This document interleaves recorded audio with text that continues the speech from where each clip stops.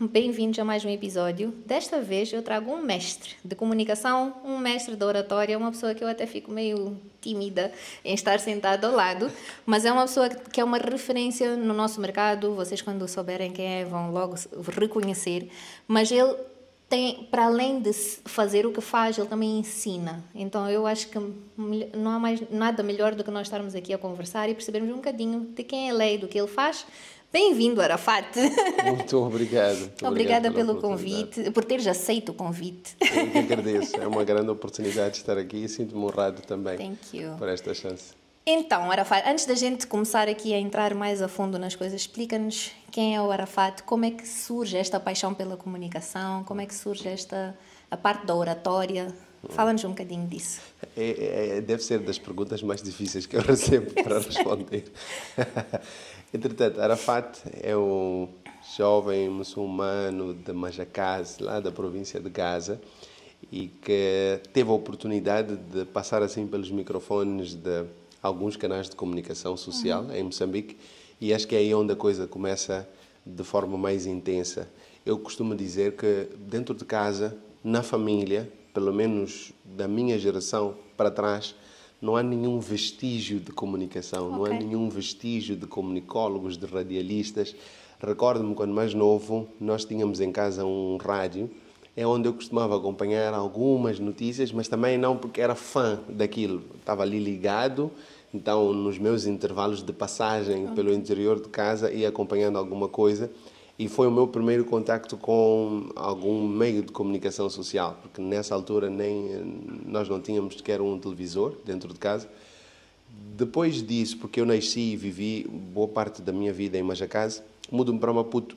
Quando cheguei cá, a minha mãe disse assim para mim: eu não gosto de pessoas desocupadas aqui. De manhã estás na escola, tens que arranjar alguma outra coisa para fazer. E aos finais de semana também ficas muito livre, não gosto disso.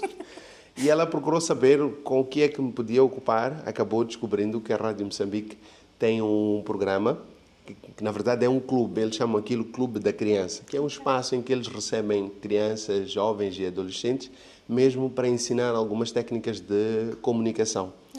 E eu tive a sorte de ser uma das pessoas que conheceu o clube, através da minha mãe, neste caso.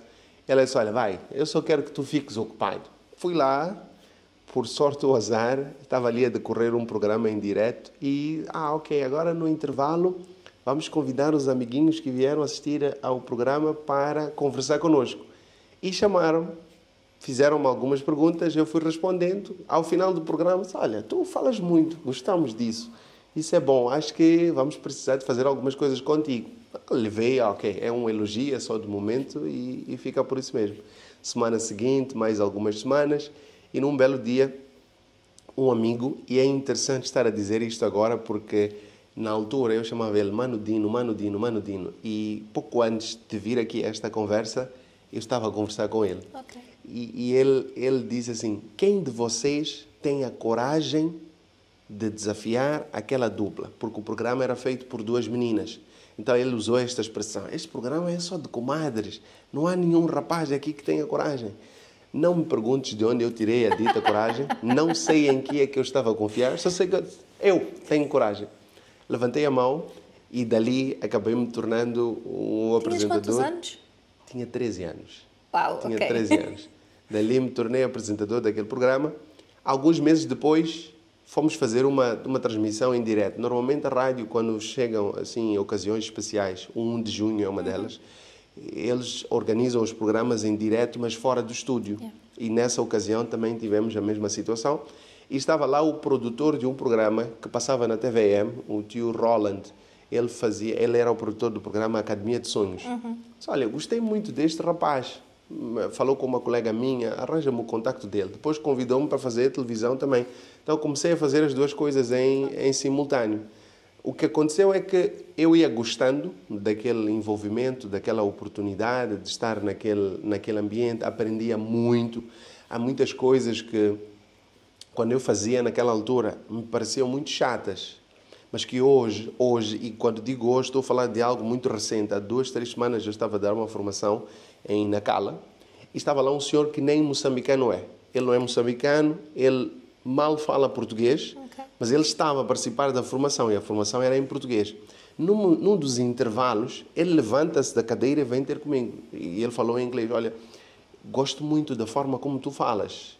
Eu tenho colegas com quem não consigo conversar, mas tu, que eu conheci hoje, estás aqui a falar, a dar uma formação e eu até agora estou a entender absolutamente tudo o que tu estás a dizer por causa da tua dicção. Naquele momento eu disse, tia Faidade, que é a senhora que era responsável na altura por nos mandar ler O Rato Roeu a Rolha da Garrafa do Rei da Rússia e Hipopotomonstrosas que Pedaliofobia. Nós tínhamos que ficar a morder a língua, a treinar com estes trava-línguas e era muito chato. Não, mas porque se 15 vezes, 20 vezes, e se não lê 20 vezes, não tem como sair, não vai a casa. E hoje faz toda a diferença. Então, naquela altura era divertimento e, como a minha mãe dizia, ocupação, arranjar alguma coisa para fazer. Depois disso, comecei o meu ensino superior e no ensino superior encontrei um problema. Os meus colegas tinham de fazer apresentações lá à frente e a qualidade era uma coisa triste. E digo triste não no sentido de fazer piada, mas é triste mesmo porque eu via colegas que se esforçavam muito, mas muito mesmo. Trabalho de pesquisa muito bem feito, organização. Quando chegava a vez de apresentar, ou ele inventava doença, ou se ele não ficasse doente, ele ia lá para frente, mas não conseguia fazer jus a todo o esforço que ele fez. Resultado, alguém que fez uma pesquisa de 20 valores, depois tem uma nota 12, porque apesar de o escrito estar muito bom, o oral não estava assim tão bom. Então, eu comecei assim de forma muito natural a dar algumas recomendações aos meus colegas. Olha, o que é que achas de próxima vez, quando fores, evita deixar as mãos escondidas lá atrás, evita olhar para o chão, tenta encarar o professor, tenta encarar os colegas, fala um pouco mais alto. E a notícia começa a se espalhar pela escola. Olha, há um fulano ali que quando vê algumas pessoas já cometer algumas falhas, costuma dar recomendações. Não sei como, alguém entendeu que eu era professor de oratória. Alguém entendeu que eu era professor de oratória. Assim, já no final do meu percurso, acho que em 2019, isto foi há 6 anos, entra-me uma chamada pelo celular, tudo bem? Recebi o seu contacto de um colega seu, ele disse-me que o senhor é professor de oratória e eu vou defender a minha monografia no próximo ano e gostava que o senhor me preparasse minha cabeça. A senhora quer que eu prepare a sua apresentação de monografia? Eu sequer defendi a minha. Mas eu disse, não é isto que eu vou dizer a ela. Claro. Lembro-me do pensamento exato que cruzou a minha cabeça. Eu sempre pedi a Deus para me dar abundância na vida. E naquele momento eu pensei, estás sempre a pedir a Deus para te dar abundância. E estás à espera que te caia alguma coisa do céu. Esta chamada provavelmente significa que o que tu estás a pedir sempre esteve contigo, agora é a vez de tu saberes utilizar. Então, naquele exato instante eu disse para a senhora, sim, não tem problema, mas eu agora estou um bocadinho ocupado, podemos falar amanhã? Ela disse sim, eu não estava ocupado como tal, mas eu não sabia como é que eu vou estruturar uma mentoria, um treinamento. Liguei para um amigo, o Bruno Morinho, a quem eu agradeço muito por sempre ter estado perto nesses momentos. Disse, mano, tu já dás formações, alguém ligou-me com esta situação, o que é que tu me recomendas a fazer? A primeira coisa que ele disse, olha, arranja este livro. Fui a uma livraria, comprei o livro, comecei a trabalhar na estruturação dos conteúdos, fui ter com a senhora e ela pediu para fazer a mentoria em casa. E a primeira sessão assistida pelo marido. Eu disse, é agora, porque eu vou lá, eles vão descobrir que este não é professor nem nada. Dei a primeira sessão, voltei ao trabalho, porque na altura estava a fazer as duas coisas em simultâneo. Lembro-me que no caminho de volta para o trabalho ela liga-me. Então, Arafat, o meu marido estava aqui a ver, e depois estávamos a conversar.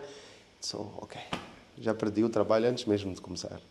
E ele gostou muito, e ele quer também que tu dês a ele. Disse, oh, meu Deus, boa. Mas naquela altura, como disse, eu estava a trabalhar. E eu trabalhava fora da cidade. Não compensava fazer o vai e vem. Também porque, a começar, eu não podia cobrar muito caro pelo treinamento. Precisava, aquilo era mais uma oportunidade para mim, até do que para eles. Entretanto, o desejo continuava comigo. Parei de dar a mentoria particular. Num belo dia, de novo, assim a conduzir, passa-me pela cabeça. Mas ouve, tu agora não podes dar a formação àquele casal. Entretanto, gostas de fazer isso. Mas já percebeste que os teus colegas também precisam. Que tal? Se no lugar de ires à procura de cada uma das pessoas, juntares todas elas numa sala de aulas. Na altura, nem mais, peguei no computador, escrevi o projeto, mandei para a direção da minha universidade E eles aprovaram. O que eu pedi foi, vocês me dão uma sala de aulas e vocês emitem os certificados, porque eu não tenho nenhuma organização reconhecida para isso. Eu dou o curso e os estudantes desta universidade têm preço bonificado. Concordaram? Começamos, fizemos a primeira turma, depois a segunda, a terceira. Isso em 2019? Isso em 2019. Só com a Covid é que acabamos tendo de parar. Depois de algum tempo, mesmo com a Covid, algumas pessoas ficaram a saber, não sei como, só sei que a informação foi passeando. Boca a boca funciona. E boca a boca funciona, definitivamente. E ligam-me. Então, eu sou um empresário, vou começar agora umas tarefas como líder de uma empresa e disseram-me que o senhor é bom para preparar as pessoas para esta coisa de falar em público. Eu não tinha nada em vista. Estava tudo parado por causa da Covid. Mais uma vez eu disse, ok, acho que é mais um sinal. Eu disse, sim. Eu, por acaso, tenho estado a trabalhar com isso e até tenho uma turma em vista agora. Ele não sabia que a turma acabava de começar com ele. Disse, ok, tudo bem. Quando é que cobras? Eu disse ali o preço, ele concordou, fez o pagamento imediatamente. Eu disse, uau! Que já não estava a cobrar naquela altura. Aquilo foi no final do ano. Eu já não estava a cobrar o mesmo que cobrava quando acabava de começar. E pensei, afinal as pessoas pagam. Eu não sabia.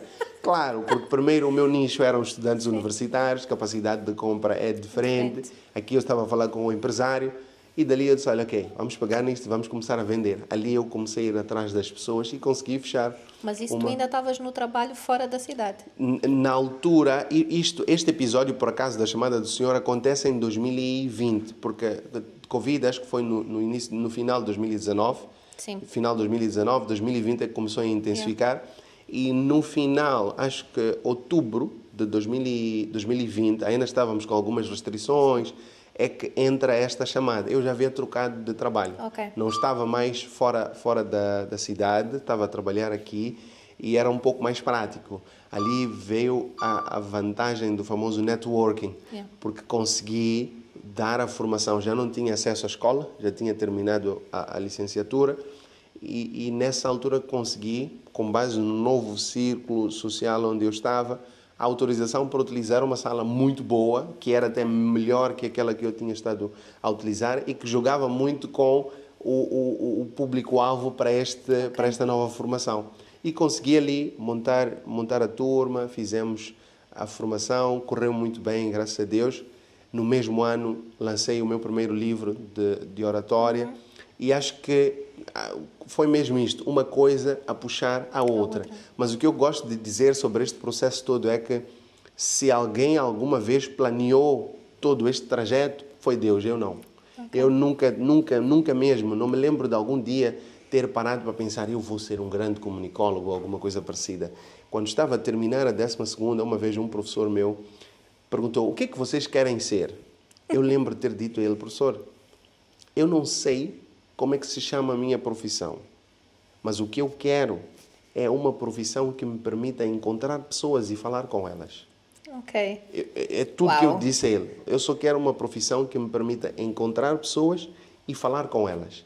E assim, numa conversa, uma prima disse, olha, eu tenho um tio que é diplomata, ele como viaja, acho que essa é a profissão que tu queres. Eu meti na cabeça, então pronto, eu vou ser diplomata.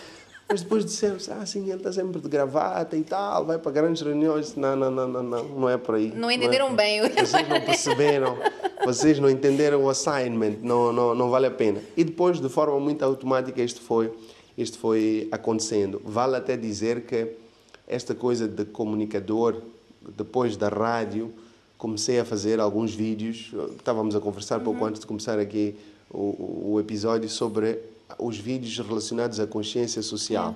Isto é uma coisa que veio muito, muito antes e eu ia fazendo vídeos, na altura, muito longos. Ainda não tínhamos os algoritmos dos Instas e não sei o que, a dizer, 1 minuto e meio, 30 segundos.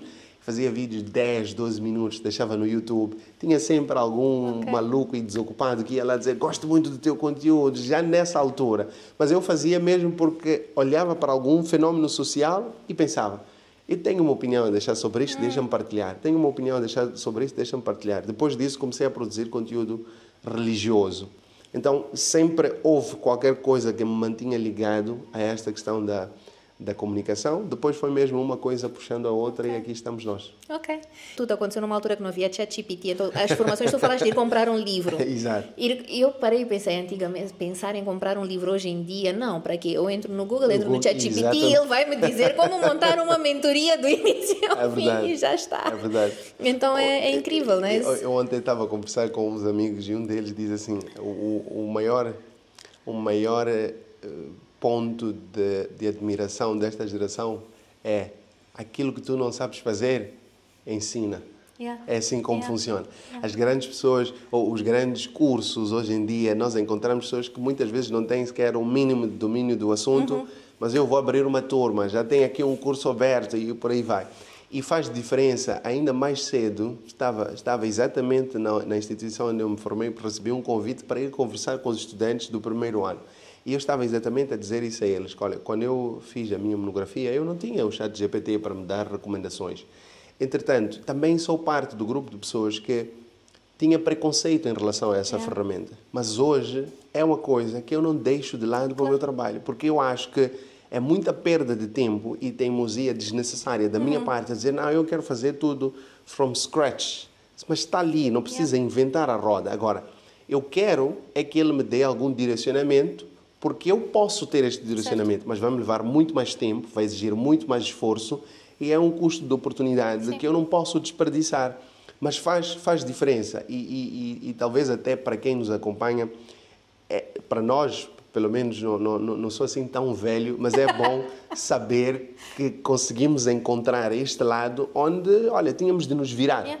Onde era preciso fazer as chamadas, ir às livrarias, pegar nas coisas, pegar na caneta, fazer 1, 2, 3 rabiscos até conseguir acertar, mas não quer dizer que quem hoje utiliza estas ferramentas seja menos importante. Pelo contrário, é sinal de inteligência saber utilizar estas coisas a nosso favor. Eu acho que tocaste num ponto, é o saber utilizar, porque eu acho que hoje em dia é muito fácil, e eu vejo isso, há e-mails que eu recebo de alguém, de uma empresa, que foi o ChatGPT e nem sequer tira aquela parte do olá. Exatamente. E eu paro e penso, não, calma.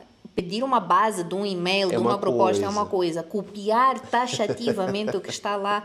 Então, eu acho que é isto, é o saber utilizar. Fica aí mais um curso que tu podes dar. Agora, diz-me uma coisa. Tu tens várias facetas. Comunicador, escritor, formador, várias.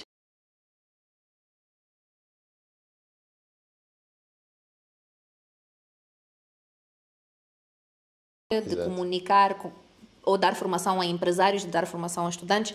Como é que tu vês estas todas dentro da mesma pessoa? Como é que estas 50 facetas se comunicam entre elas? Eu acho que tem muito a ver com aquilo que eu gosto de fazer. Eu tenho muito o conceito de devolver à sociedade aquilo que ela fez por mim. Okay. Então, para mim, é tudo aquilo que eu puder fazer em prol da melhoria de quem está à minha volta, eu preciso de conseguir fazer. Okay. E justamente por isso, são coisas que acontecem de forma muito natural.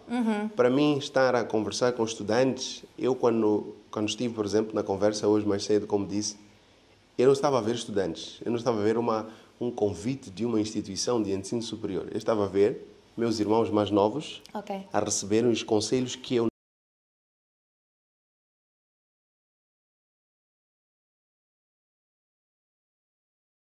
não conhecer qualquer das pessoas que estava lá dentro.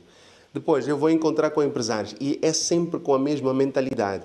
Quando nós começamos a dar treinamentos de atendimento ao cliente, nós não tínhamos esta formação, é uma formação que começamos a dar há 2 anos. Como é que eu comecei a dar treinamento de atendimento ao cliente? Porque eu reclamava muito da qualidade do atendimento que eu recebia. Num belo dia, sentei com a minha equipe e disse, olha, há uma coisa que eu estou a fazer que não é muito do meu feitio. Eu não posso ficar aqui a reclamar se eu tenho ferramentas para resolver o problema e não estou a resolver. Então, vamos resolver o problema. Quando eu penso num treinamento, a última coisa que eu faço é pedir ao GPT para me dizer o que fazer. A primeira coisa que eu preciso fazer quando eu vou construir um treinamento é o que é que me levou a pensar que isto é uma solução para estas pessoas? Qual é o problema específico que eu vi para com base naquela observação que eu fiz, começar a pensar o que é que eu vou resolver primeiro, o que é que vai a seguir. E depois, todas as outras facetas, comunicador, palestrar, é sempre com a mesma mentalidade. É mais uma oportunidade de levar para as pessoas aquilo que eu acredito que se tivesse sido dado a mim, teria feito muita diferença na minha vida. Hoje nós já estamos, por exemplo, a deixar um pouquinho de lado a questão da oratória, porque começou a surgir uma outra preocupação. Eu estou a formar pessoas que são ótimas quando estão diante de um púlpito, quando têm um palco, quando têm um microfone, fazem discursos espetaculares. Quando chega a casa, ele não consegue conversar com a esposa. Quando chega a casa, a esposa quer lhe dizer que não está bem, mas ele está à espera que a esposa dele fale com ele como o amigo dele fala. Porque ele não tem esta noção de que conversar com o meu amigo, conversar com o meu filho, conversar com o meu chefe, conversar com a minha esposa são coisas totalmente diferentes. E é uma coisa interessante que eu fui aprendendo ao longo destes anos, que tem muito a ver com, apesar de ser a mesma área, são facetas diferentes. Eu costumo dizer, as habilidades que eu preciso para ser marido são diferentes das que eu preciso para ser um pai. Por isso é que existem pais muito bons que são péssimos maridos. Existem maridos excelentes que são péssimos pais. Mas estas pessoas não são pessoas que devem ser descartadas. Elas são pessoas que conseguiram desenvolver muito bem um lado, que precisam de apoio para desenvolver o outro. Simplesmente isso. Então, ao final do dia, quando nós entendemos que somos um que tem esta responsabilidade, que se divide nestes diferentes momentos, é muito fácil. Mas aqui há uma questão interessante que é, eu sempre faço esforço para não ir para muito longe. Olha, comunicador, formador, mas tudo isto a utilizar comunicação interpessoal. Então, a arma de trabalho continua sendo a mesma. O que eu tenho de fazer é lembrar qual é o problema deste grupo, por que motivo estou a conversar com este grupo, o que é que eu quero levar para aquelas pessoas. Mas a base de trabalho sempre vai continuar a ser a mesma. Então, o que eu vou tentando fazer ao longo deste processo é simplesmente evitar como é que se diz? Evitar ser o tudólogo. Tá bom, Arafat, quero que venhas dar um treinamento de marketing. Olha, eu vou falar com quem consiga dar. Eu vou falar com quem consiga dar, porque isto tem alguém que se especializou e que certamente, ainda que eu conseguisse ir para o GPT, há alguém que vai fazer isso muito melhor. Há alguém que vai fazer isso sem qualquer esforço. Sim. Eu vou conversar com ele e vou perceber que, olha, este indivíduo, se estivesse a acordar à meia da madrugada, ele conseguiria me dizer exatamente o que ele me está a dizer, porque faz parte dele, é algo que ele gosta de fazer. E acho que aí temos um diferencial importante. Gostei da expressão tudólogo, que eu acho que é assim, eu acho que o nosso mercado é muito difícil nós sermos especializados em alguma coisa, porque exige que nós saibamos um pouco de tudo, mas também não pode ser tudo, né? Tipo, é um pouco de tudo dentro da nossa área, um pouco de tudo relacionado, não um pouco de tudo com tudo. Aliás, eu ainda diria, eu precisar de entender um pouco de tudo, justamente para conseguir fazer bem a minha área. Porque eu quero trabalhar com oratória. Tudo bem, eu posso querer trabalhar com oratória, mas eu preciso de ter uma mínima noção de marketing para saber em qual momento da jornada da minha empresa eu vou contratar uma agência, para que trabalho eu vou chamar um designer gráfico, para que eu vou precisar de um diretor criativo, ou talvez até para entender que talvez não precise nesta fase específica. Mas se eu for um indivíduo que, olha, a minha vida é oratória, assim, neste meu quadrado e nada mais do que isso, dificilmente eu consigo me virar bem. Então, eu acho que nós precisamos, mais do que poder, precisamos de entender um pouco de tudo que está à nossa volta, só não precisamos de querer fazer tudo. Eu sou muito pela ideia de dar a César o que é de César. Eu acho que quando nós começamos a entender que não precisamos de fazer tudo, não precisamos estar em todos os lugares, desde que naquele lugar onde nós fomos colocados, façamos o nosso melhor, entreguemos o melhor de nós, já temos o caminho andado. E foi assim que lá está, tu começaste, a esposa, depois o marido disse que sim, depois os teus colegas é que recomendaram, depois tudo isto porque tu puseste a alma e o coração naquilo que tu fazes. Estava a fazer, exatamente. Diz-me uma coisa, falar em público é um dom? Pode ser, mas também é técnica. Portanto, existem pessoas que falam bem em público sem nunca ter precisado de aprender sobre isso. Até hoje eu tenho dificuldades. Tenho dificuldades por quê? Porque quando as pessoas dizem, tu tens o dom de falar em público, eu não posso dizer não tenho, porque senão estaria a negar uma dádiva de Deus. Louvado seja Ele pelas oportunidades que nos concede. Mas eu também penso em mim como alguém que adquiriu técnica. Por que eu estou a dizer isso? Quando eu recebi a oportunidade de fazer o programa na Rádio Moçambique, eu levantei a mão e, como disse, não sei de onde é que veio a coragem. Eu fazia o programa com uma colega, éramos uma dupla. Durante 2 anos consecutivos, eu tinha combinado com ela assim, olha, Eu vou fazer o texto de abertura, o texto de encerramento, no meio és tu quem faz. Ok. Qualquer Durante coisa, 2 anos. ela falava e eu só dizia assim, é verdade, Marta. Com certeza, Marta. Uau. Não há dúvidas, Marta. Concordo, Marta. Era só isso. Eu entrava, olá, amiguinhos, sejam bem-vindos a mais um programa Turma da Alegria. Texto já ensaiado e pronto. Na hora de terminar, mesma coisa. No meio, tínhamos também alguns textos, mas quando fosse o momento da conversa, aquele momento em que deixamos o texto, deixamos o que foi preparado, eu simplesmente me limitava a confirmar o que ela dizia, porque eu tinha medo. Ok. Alguém uma vez veio, bateu-me assim no ombro e disse, sabes, nós te demos a oportunidade de estar ali porque nós sabemos que existe muita coisa boa dentro de ti, mas tu tens medo. E lembro que ela disse, o microfone não morde. E vou-te dar uma dica para levares para a vida toda. Se aquilo que tu vais dizer não é mentira e não vai ofender a ninguém, fala à vontade. Se falhares, faz parte e é a única forma que tu tens de aprender e melhorar. Desde que me deram este conselho, eu disse, ok, eu vou me desafiar. O que eu faço até hoje, que as pessoas não imaginam, é eu vou me expor, eu vou levantar a mão. Quando eu também quero levantar, estou numa conferência ou alguma coisa e quero levantar a mão para dar alguma contribuição, eu também sinto frio na barriga. Okay. Eu sinto frio na barriga, é inevitável, porque aquilo significa que o que eu estou para fazer é importante. Então, existem pessoas que estão nessa situação por um dom, pode ser até que seja o meu caso, mas que depois tenha sido necessário limar algumas coisas, pode ser este o caso, mas eu gosto de pensar nisto como uma técnica adquirida. Aliás, nos tempos em que tínhamos os Aristóteles e Sócrates, só podia trabalhar na oratória quem já nascia com um dom. Okay. Até começar-se a desenvolver estudos que mostraram que a oratória é uma técnica. Se um indivíduo se esforçar, ele aprende e as coisas podem muito bem fluir. Da mesma maneira que existe aqui a famosa discussão sobre os nossos dois grandes futebolistas. Não, porque um tem dom, o outro é resultado de muito trabalho. Olha, eu não estou nem um pouco interessado na diferença de um para o outro. O que eu quero é que fique claro que este nasceu com isso, está a fazer uso, ótimo. O outro não nasceu, fez o esforço e está no lugar onde está, ótimo. Então fica claro que aquilo que eu não trouxer comigo do ventre da minha mãe, se eu me esforçar, eu posso adquirir. Yeah. E a oratória não é exceção. Yeah.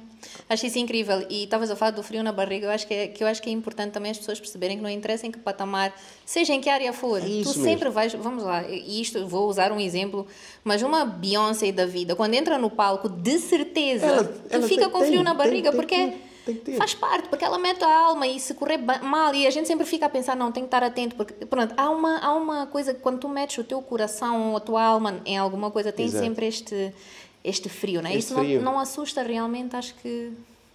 Pois. Parece que só estás a fazer, não é? O grande ponto é esse. Eu até ia dizer, quando trouxe o exemplo, quando vi o exemplo da Beyoncé, se ela não sentisse frio na barriga, ela não preparava para fazer aquilo. Eles levam meses a ensaiar e todo o resto. E esse é o grande diferencial. Quando eu não sinto frio na barriga, acho que não faz muito sentido fazer. Okay. Aquilo que não me causa esta sensação de ansiedade, e atenção que quando digo ansiedade até quero dizer ânsia. Sim. E não ansiedade como a patologia. O que acontece é que as pessoas hoje pensam que qualquer forma de medo é problema.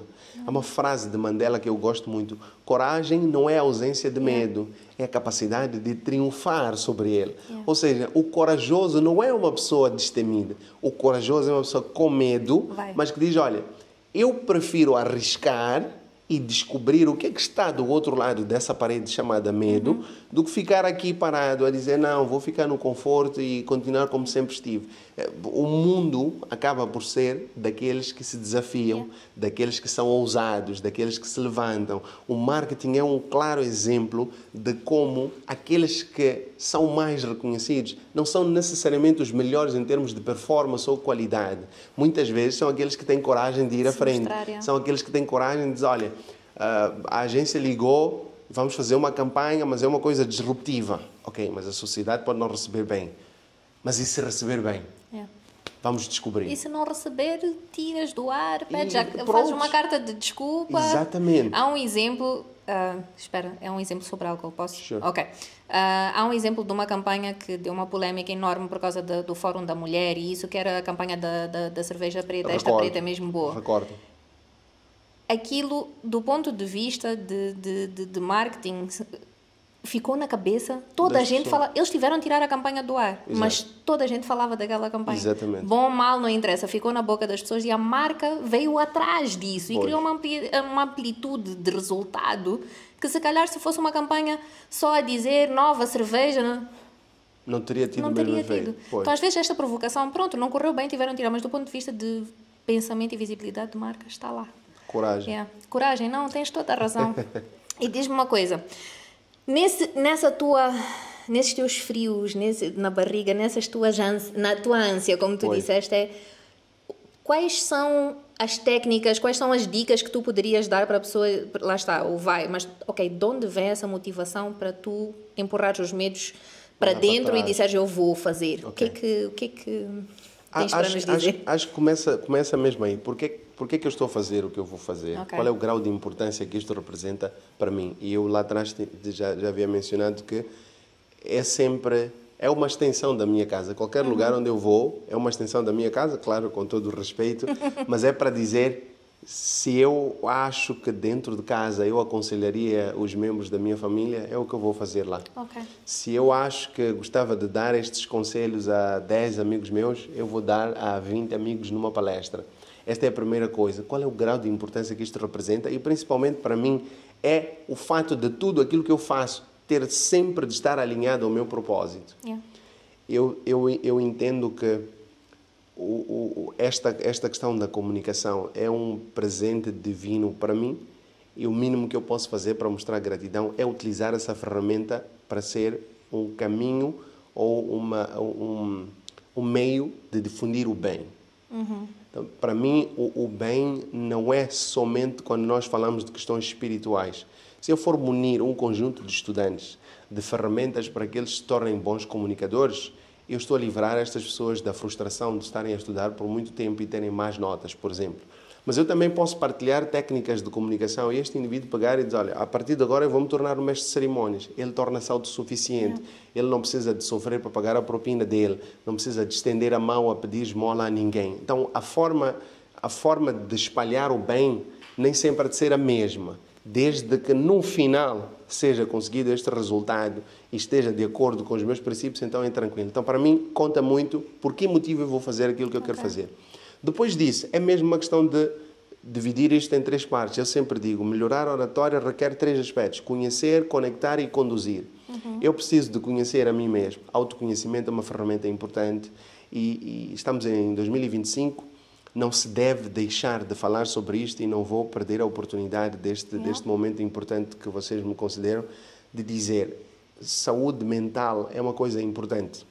Saúde mental não é coisa de pessoas malucas. É preciso ser muito forte e muito são para querer e ter coragem de procurar apoio profissional para cuidar da nossa saúde mental.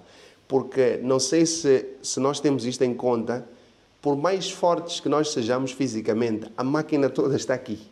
E esta máquina, ela tem a particularidade de ser muito difícil de gerir quando começa a ter problemas desta natureza. Eu costumo dizer, o psicólogo é um profissional admirável porque ele trabalha com um elemento que quando fica doente, a cura também é o mesmo elemento.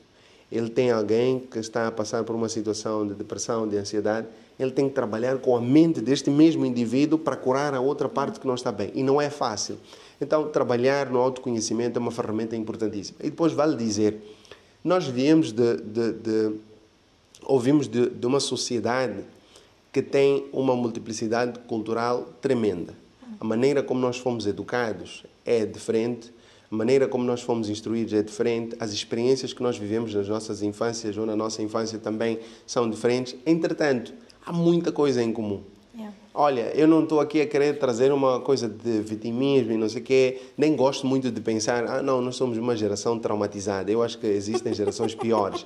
Mas a verdade é que muitos de nós estamos a reproduzir comportamentos. Hoje, nós vivemos a reproduzir comportamentos. Existem pessoas que têm problemas para falar em público. Para teres uma noção, apareceu alguém para mim de 39 anos. Arafat, eu preciso que tu me ajudes a melhorar a maneira como eu me comunico. Eu não tenho coragem de falar. Eu chego à aula, eu chego ao trabalho, nas reuniões, não tenho coragem. Ok. Quer contar um pouco do seu percurso? Quando é que começou a ter esta dificuldade? Assim a conversarmos, sabe, Arafat, agora estou a perceber uma coisa. Quando eu era mais nova, infância, 39 anos, está-me a lembrar de uma situação de 6, 7 anos. Quando eu era mais nova, a minha mãe tinha o hábito de me mandar calar sempre que eu quisesse dar uma opinião. Uau. E justamente por causa disso, eu passei a assumir que qualquer coisa que eu tivesse para dizer não era importante, não vale a pena. Se mãe sempre diz cala a boca, cala a boca, cala a boca, mãe sabe o que fala, e geralmente mãe é a nossa referência, mesmo quando tem comportamentos desta natureza. Nós somos crianças, não sabemos diferenciar. É mãe, é o meu exemplo, é o meu espelho, então eu assumo que tudo o que ela faz é correto, então eu também posso fazer. Tudo o que ela diz eu vou absorver, eu vou ser uma esponja, e no final começa a se tornar a minha crença, a minha forma de viver. Resultado: com 39 anos, por causa de um comportamento de quando ela tinha 6 a 7 anos, com 39 anos ela ainda está a pagar o preço, ainda está a colher frutos de algo que nem foi ela quem plantou, coitada. Quantas outras pessoas não estão na mesma situação? E este é um exemplo que eu estou a dar. Existem vários outros. Há quem já veio ter a chorar mesmo. O que é que foi? Nós sempre fazemos esta conversa quando temos situações de mentoria. O que é que aconteceu? Arafat, no meu caso, 18 anos, ela era estrangeira, veio viver em Moçambique e ainda tinha alguma coisa ali de sotaque. Num belo dia, ela estava na escola secundária, o professor pergunta alguma coisa, ela grita a resposta saiu com um sotaque assim meio torto, os colegas todos riram-se. Ela disse, agora estou a perceber uma coisa, Arafat. Não foi por causa do riso dos colegas, é que quando os colegas se riram, o meu professor também acompanhou. A única pessoa que eu achava que estava na posição de me defender também juntou-se àqueles que talvez nem sabiam o que é que estavam a fazer. Quando é assim, a nossa referência, alguma coisa mexe. Então, voltamos ao mesmo ponto. O comportamento de quem nós sempre assumimos como referência tem efeitos sobre as nossas vidas, até quando nós não imaginamos. Então, esta questão do autoconhecimento é um must. É um must. Todos nós devemos investir nisso. Atenção que não estou a dizer que estamos todos malucos ou alguma coisa parecida. Estou a dizer que alguns de nós podemos ter assistido, ouvido, feito ou sentido alguma coisa que precisa talvez só de ser liberta. Olha, é só falar e ajuda. Cada um de nós tem uma situação particular. Sim. E quando nós procurarmos um profissional da área, com certeza vai nos poder ajudar. Autoconhecimento, conhecer o assunto sobre o qual nós vamos falar. Eu sempre digo às pessoas, quem fala daquilo que sabe, sem ter tido muito tempo para se preparar, falou de improviso. Quem fala de um assunto que não sabe, sem tempo para se preparar, tratou de uma coisa chamada suicídio. Isto não é improviso, há uma diferença muito grande. Por que eu chamo isto de suicídio? Porque esta pessoa tem que estar com muita pressa de enterrar a própria honra e a própria imagem, numa era onde tudo é TikTok, tudo é story de Instagram, tudo é WhatsApp. Enquanto tu estás a começar a frase, eu já comecei a gravar. Até terminares o discurso, o vídeo já tem 2.000 visualizações. Já fomos fazer o double check. Já fomos verificar se o que estás a dizer é verdade ou não. Já fomos criticar ali o teu português e todo o resto. Então, numa era como esta, ter coragem de apresentar-se diante das pessoas para falar de uma coisa que eu sei, que não conheço, não domino, é suicídio. Improviso definitivamente não é. Então, é preciso que nós conheçamos o assunto sobre o qual vamos falar. Aqui temos duas oportunidades. Ou escolhemos falar daquilo que já dominamos, ou se tivermos que nos desafiar, devemos fazer o esforço para adquirir domínio daquilo que nós queremos falar. E depois temos o outro elemento que deve ser conhecido, o público. É muito importante que nós saibamos que a comunicação só é eficaz quando nós conseguimos falar no nível de linguagem de quem nos vai ouvir. E eu estou a falar de nível de linguagem porque em Moçambique, olha, é o prato forte. É naquilo que tange, é por obséquio, é o concomitantemente. Olha, se vais falar isto com alguém que consegue falar no mesmo nível de linguagem, maravilha, enjoy. Agora, se vais falar isto com o povo moçambicano, é preciso lembrares quem é o povo moçambicano. É preciso teres em conta qual é o nível de literacia deste povo, quais são os índices de analfabetismo deste povo, para poderes saber que, olha, eu que tive a oportunidade de fazer o meu mestrado, o meu doutoramento, a minha licenciatura, não vou querer tentar humilhar. E no final do dia, quem acaba humilhado sou eu mesmo, porque quem está a perder tempo, a gastar voz, a gastar palavras para pessoas, não, tá bom, fala. Porque o público, quando não entende aquilo que estás a dizer, ele hoje tem muitas opções. Ele literalmente, desculpa a expressão, vai mandar passear. Ele quer falar difícil. Deixa abrir o meu TikTok, deixa ver aqui as minhas notificações no WhatsApp e todo o resto. Então, não compensa. Sim.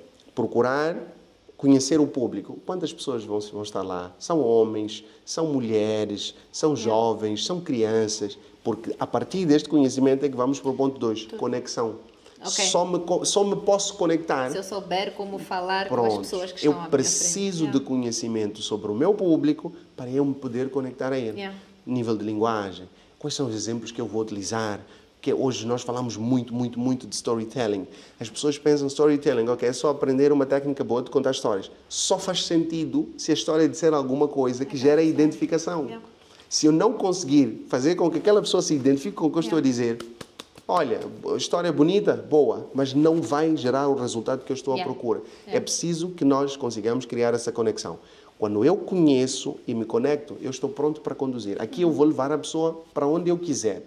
E aqui na componente da condução, nós temos que começar a trabalhar alguns aspectos ligados à própria performance. Não é o que eu digo, é como eu vou dizer.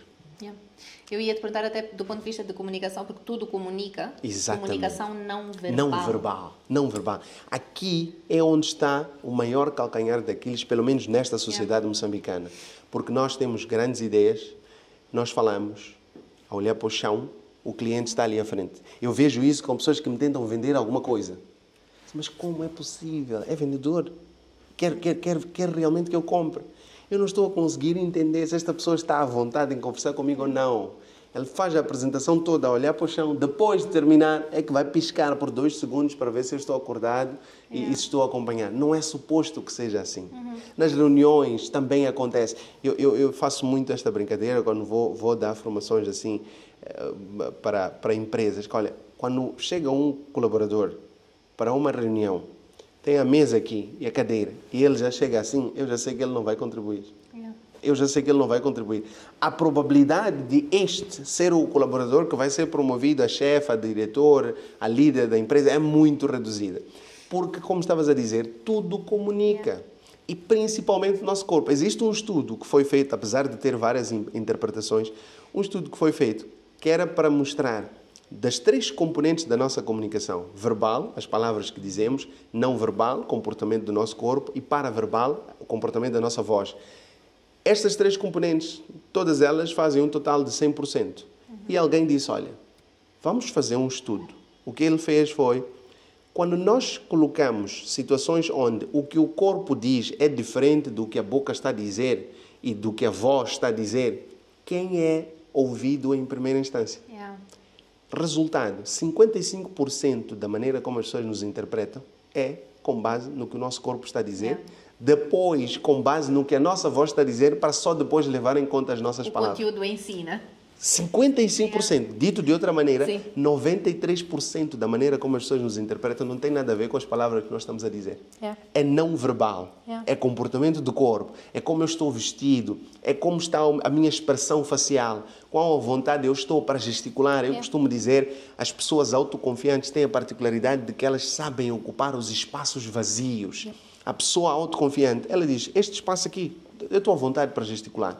Se eu não vou ocupar espaço vazio porque vou caminhar daqui até o outro lado da sala, a minha voz tem que ser projetada para chegar lá. A minha voz tem que ocupar esta sala. Então, estes são elementos que fazem toda a diferença. O meu olhar tem que me ajudar a ocupar esta sala. E aqui nós olhamos a coisa do tom de voz, por exemplo, que é muito importante nós termos isto em consideração. Já falamos muito sobre gestos, sobre olhar, eu falo muito sobre isso, mas hoje percebo que as pessoas não fazem muita ideia do que é que significa esta questão da intuação. Eu não disse para tu fazeres isso. Eu não disse para tu fazeres isso. Eu não disse para tu fazeres isso. Eu não disse para tu fazeres isso. Eu não disse para tu fazeres isso. É a mesma frase a ser dita pela mesma pessoa, a intuação é diferente, os pontos de ênfase são diferentes e justamente por causa disso, em cada uma destas situações, eu estou a transmitir uma mensagem totalmente diferente. Quantas vezes as pessoas não dizem uma coisa bonita com um tom totalmente oposto e pensam que, olha, a mensagem chegou. Não é suposto que seja assim. Na parte visual é as fontes que a gente utiliza. As fontes, né? Exatamente. Vejo-te amanhã escrito com uma fonte bonitinha, redondinha, leve, pois, tem uma coisa. Exatamente. Com uma fonte daqueles tipo filmes de terror, vejo-te amanhã, é uma ameaça. Exatamente. Vejo-te amanhã com as fontes bonitinhas, olha, acho que é um date, vai sair um jantar romântico.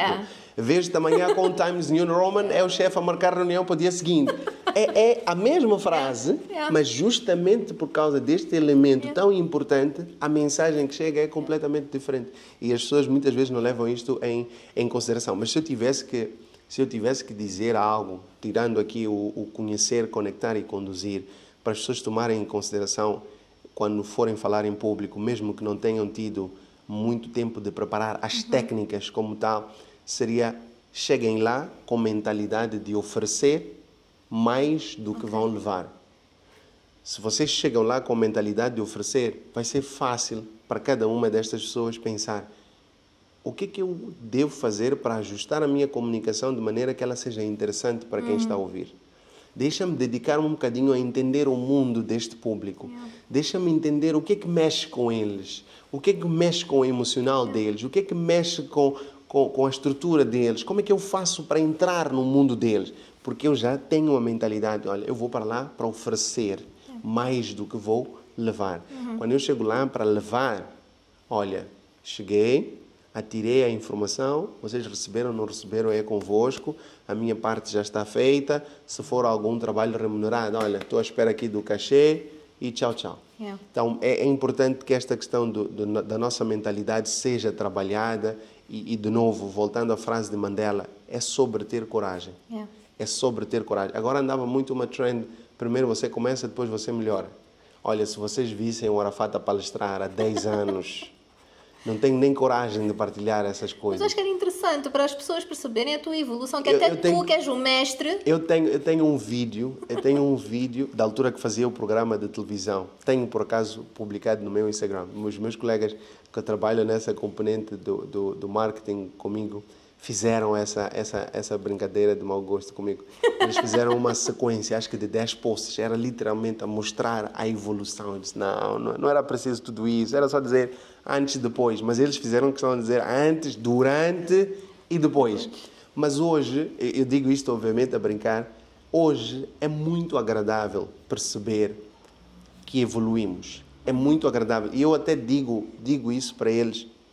Se em 2010... eu falava desta forma, em 2015 falava desta forma, e em 2024 eu falo desta forma, em 2030 eu ainda me vou rir da maneira como falo hoje. Porque é um processo de crescimento contínuo. Nós estamos sempre a aprender, estamos sempre a descobrir. Eu luto muito com as pessoas que eu tenho a oportunidade de formar, luto muito sobre a questão de bengalas na fala. Então. Eu digo isso para eles: vocês não acreditam. Por alguma razão eu não tenho isto gravado, mas eu também já fui essa pessoa. Mas eu sempre digo para mim, a ideia da mentalidade de entregar mais do que levamos. Eu tenho de ser um espelho daquilo que eu ensino. Eu nunca vou a uma sala de aulas para ensinar trava-línguas se eu não estiver preparado primeiro. Eu não vou lá falar sobre bengalas na fala se eu não tiver eliminado as minhas primeiro. Olha, é preciso trabalhar no olhar. A primeira coisa que eu vou fazer, eu já estou a conseguir encarar as pessoas, eu estou a conseguir gesticular como deve ser. E tudo isto faz diferença. Quando nós fazemos este trabalho de trazer primeiro para nós, para só depois levarmos as pessoas, é satisfatório, mas eu sinto que o trabalho até acontece de forma muito mais simples. É muito mais leve fazer o trabalho desta forma. Estavas a falar um bocadinho de como nós chegarmos ao público-alvo que a gente vai estar a falar e projetos em zonas remotas que nem acesso. Tu chegaste para aquela população sem uma oferta, sem algo que não seja só tipo: anda cá, senta comigo, eu quero passar esta informação. A pessoa não te vai ouvir. Exatamente. Então, uma capulana, há coisinhas ou uma fruta, qualquer coisa. Porque aquela pessoa tem de perceber que este aqui está para me dar, para eu poder trocar isto. Né? Então, e lá está, não é verbal, Nem sequer é nenhuma das três que fala, mas quer dizer, acaba por ser um bocadinho corporal que é esta oferta, né? Sim. Mas é este sentido de nós realmente estudarmos, porque já falei com pessoas que disseram no início, quando fazia projetos pelo país inteiro, de estudo de mercado, sei lá, por causa do direito à terra ou coisas assim, aquela população, eu chegava, não, vinha saber de vocês.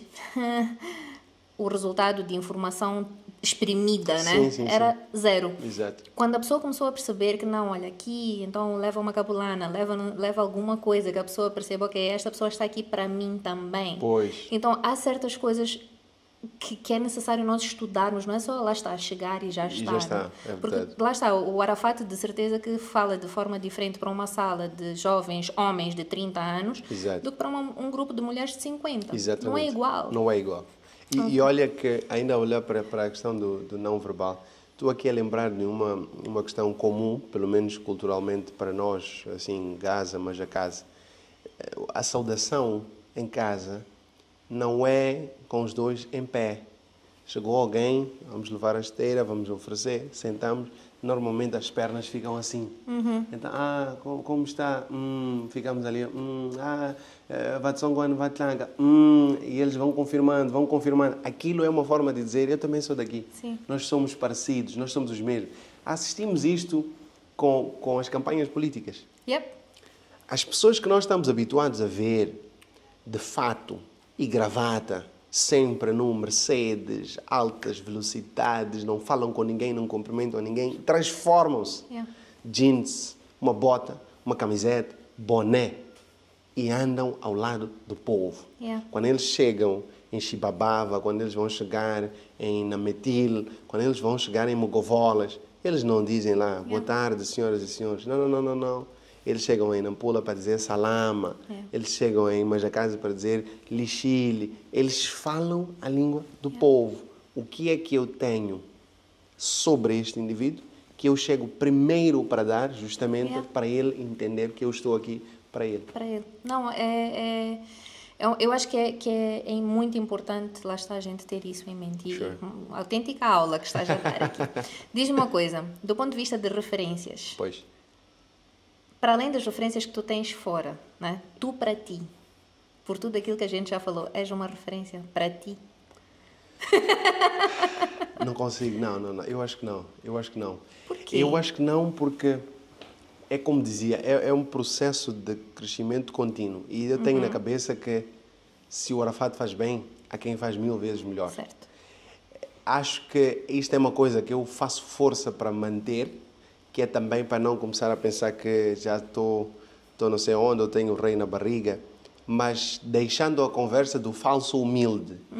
Eu não acho que nunca olhei para mim como uma referência para mim mesmo. Agora, reconheço quando algumas pessoas aproximam, gosto muito da forma como tu falas, admiro o teu trabalho. Acho que o ano de 2024, em particular, mostrou-me muito disso. Eu sempre disse, Moçambique é um lugar onde estrelas são pessoas que cantam e dançam, geralmente. Mas hoje eu já começo a ver uma situação de andar pela rua e do nada, tu és o Arafat, olha, gosto muito do teu trabalho. Então começo a perceber que para estas pessoas começa assim a ser esta construção de uma referência. Mas eu também tenho uma outra coisa que me persegue, que é, eu gosto de pensar assim, claro, ele, como está a começar, olha para mim também pequeno como referência. Okay. Quando ele chegar aqui, ele vai descobrir que eu só estou a esconder, mas há outros muito maiores lá à frente. Então, eu entendo isto como uma fase. Gosto muito de sentir que o trabalho está a gerar resultado e, como dizia, o melhor resultado para mim é esse. E vale dizer até uma coisa aqui que é, eu comecei a ensinar oratória neste país, até hoje eu digo isto, nós fizemos uma pesquisa para tentar entender quem já estava a fazer isso antes de nós e até hoje ainda não conseguimos encontrar. É uma honra muito grande mesmo. E vou explicar porquê. Quando eu estava para publicar o meu primeiro livro, eu lembro de ter pensado assim comigo. Então tu, rapaz recém-formado, lá de Majacase, com menos de 30 anos, achas que se em todo Moçambique nenhum estudioso publicou sobre oratória, és tu quem vai começar. Ok, tá bom. Vai. Esse era o meu cérebro a querer sabotar. Os meus amigos disseram, porque eu quando escrevi aquilo era para ser um e-book. Um amigo disse, o quê? Isto é um e-book? Isto é um livro. Isto não é um e-book, isto é um livro que tu vais fazer, vais publicar e vais vender. Ok, tá bom, não estou a fazer por mim, estou a fazer pelos meus amigos que me estão a convencer. Escrevemos, passamos para a revisão, foi aprovado, recebemos um bom feedback e avançamos. E até hoje, 6 anos depois de começar a ensinar oratória aqui, ainda ninguém me veio dizer, mas quem tu pensas que és para fazer isso? Ou seja, é o meu próprio cérebro a inventar cenários que não existem. Entretanto, hoje gosto de sentir que o efeito está ali, está nas pessoas, as pessoas estão a consumir. Para mim, mais do que um like, um comentário, peço para tirar uma foto, é entender que as pessoas realmente estão a levar a sério aquilo que elas aprendem. Arafat, ultimamente gosto tanto de receber esse tipo de feedback. Arafat, eu terminei a minha monografia e fiz a minha defesa com 16 valores. Então, eu estava a aplicar sempre os teus ensinamentos. Houve um menino que terminou a 12ª em Nampula. Ele mandou uma mensagem assim para o nosso WhatsApp. Só queria dizer que tu me inspiras muito. E gostei porque ele escreve de um jeito que mostra que, olha, não é sobre comunicação, é sobre eu olhar para ti e achar que eu tenho alguém em quem me espelhar quando eu quero algumas coisas específicas da vida. Isso não tem preço. Okay. Não tem preço. Vou só comentar do ponto de vista de nós que estamos do outro lado do Arafat, que Okay. tudo aqui... E vamos lá, eu sei quem é o Arafat. Sentar com o Arafat e conversar é a primeira vez que eu estou a ter o privilégio de o fazer, mas a questão da coragem, a questão do vou fazer, a questão do vou ser pioneiro, estas questões todas, apesar de achares que há sempre quem faz melhor do que tu, mas como não desistir, todas essas coisas, tu és uma referência, és uma referência para nós e fica a dica para ser uma referência para mim de ti também. para ti mesmo. Agora, falaste do livro já, diz-me uma coisa, isto não é só de músculos que vive o homem. Pois. Mas o gym da comunicação é uma outra forma de trabalhar. Agora, Exato. é um músculo diferente, Exatamente. né? Como é que... Fala-nos um bocadinho deste projeto, fala-nos... Uau, gym da comunicação. É muito interessante como as coisas da minha vida, elas surgem muito do... Estava a conversar com fulano e depois passou uma ideia na cabeça. Como disse, nunca é planificado. Yeah. E o gym da comunicação surgiu assim estava a conversar com o Ayaz na altura e depois com o coach Nélio. Ele nessa altura estava como meu personal trainer porque eu precisava de perder peso. Estamos assim a conversar, não, é muito importante esta coisa do ginásio e não sei o quê. E eu ia começar o ginásio. Eu disse, olha, nem mais. Está aqui uma coisa que as pessoas precisam. Eu sempre ouvi falar do princípio psicológico segundo o qual 21 dias é o tempo mínimo que o cérebro precisa para criar o hábito. E eu percebi, ok, o que as pessoas precisam hoje, porque é uma dificuldade, mesmo nos meus cursos, as pessoas participam, mas por causa do intervalo das aulas, depois muitas ocupações, muitas delas acabam por não colocar em prática. Eu notei que o que realmente gera diferença é criar um espaço em que as pessoas têm de fazer e mostrar que estão a fazer. Então, a ideia do gym era exatamente esta. Olha, vamos colocar aqui um plano de aulas daquilo que eu acredito que são os elementos principais que as pessoas precisam de aprender. Vamos começar com a base da comunicação. O que é boa comunicação? Saber escutar, que são coisas que precisamos de melhorar muito. E só depois é que começamos a mexer a questão da oratória. Eu lancei o ginásio da comunicação em julho do ano passado.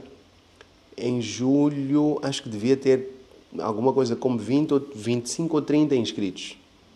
Desde julho até agora, em 2025, já devemos ter trabalhado e criado diferença na vida de mais de 300 pessoas. Uau. De lá para cá. Uau. Um mês depois do ginásio terminar, uma senhora manda uma mensagem para mim. Que aquilo era, vamos experimentar, vamos ver se funciona. Viva, professor, tudo bem? Olha, eu só queria dizer muito obrigado pelo ginásio. Terminei agora há pouco, há 2 semanas, a turma de julho e eu tinha que participar de uma feira. Há uma feira que se organiza aqui no país, FICAN. É uma feira de hotelaria. turismo. Exato. Então, eu estava lá na feira. O meu diretor era a pessoa responsável por fazer a apresentação. Entretanto, ele não conseguiu chegar a tempo. 10 minutos antes, ele me liga e diz, tu é que vais fazer a apresentação. Wow. Ela disse, professor, estava o Presidente da República à minha frente. Eu ia fazer a apresentação e o Presidente da República estava lá. A única coisa que eu me lembro de ter dito para mim foi, Eu participei do ginásio e aprendi as técnicas. Hoje eu vou fazer isso como profissional. Olha, eu não assisti à apresentação dela, mas o nível de confiança que eu senti naquela mensagem, eu disse, olha, se a pessoa entrar no ginásio, mesmo que não aprenda a técnica de comunicação e conseguir adquirir autoconfiança neste nível, olha, eu já me sinto realizado. E aquele foi um feedback, depois vieram vários outros. Há um pai que dizia que ele não conseguia sentar-se com a filha para resolver TPC, porque ele não conseguia mostrar paciência, escuta ativa não era o forte dele. Ele diz uma vez, se a menina não responde como ele quer, já começamos aos gritos. Disse, olha, um dos exercícios que nós demos lá era mesmo sobre este assunto. Ele conversou com a esposa, estou a fazer aqui o ginásio da comunicação, eu quero que tu sejas a minha inspetora. Disse, olha, sentei com a minha filha, primeira vez já estava a começar a descarrilar, a esposa chamou a atenção, segunda vez também, terminamos o exercício e agora já é hábito, já não temos dificuldades. É a tal coisa, é uma família que está a ser restaurada, porque esta criança podia crescer a dizer, eu e meu pai sentar para estudar nunca, não vale a pena, mas está lá, conseguimos através deste programa trazer esta diferença. Obviamente que a gente diz, conseguimos sim porque temos algum papel, mas o verdadeiro trabalho, gym, é de quem está ali para gymar. Então, é uma coisa que faz muita diferença. Lembro de ter dito a algumas pessoas, se tivesse que escolher entre fazer um curso meu de 4 meses e o ginásio, eu optaria pelo ginásio. Leva menos tempo, muito mais barato, mas não é por nenhuma destas razões. É pelo nível de efetividade de feedbacks que nós estamos a receber. É prático, não é? É muito prático. 21 dias consecutivos, sempre com exercícios, e depois aquilo funciona num modelo de comunidade. Nós temos ali um grupo no Instagram, cada turma tem o seu próprio grupo, então publicamos uma aula, tem ali o desafio, olha, hoje o vosso desafio é gravar um vídeo de 1 minuto e publicar no Stories, marcar o Arafat e marcar o ginásio da comunicação. O Arafat vai lá ver, olha, no próximo vídeo trabalha no teu olhar, no próximo vídeo verifica a questão da velocidade de fala. E são feedbacks constantes, as pessoas estão todos os dias a receber um feedback daquilo que estão a fazer.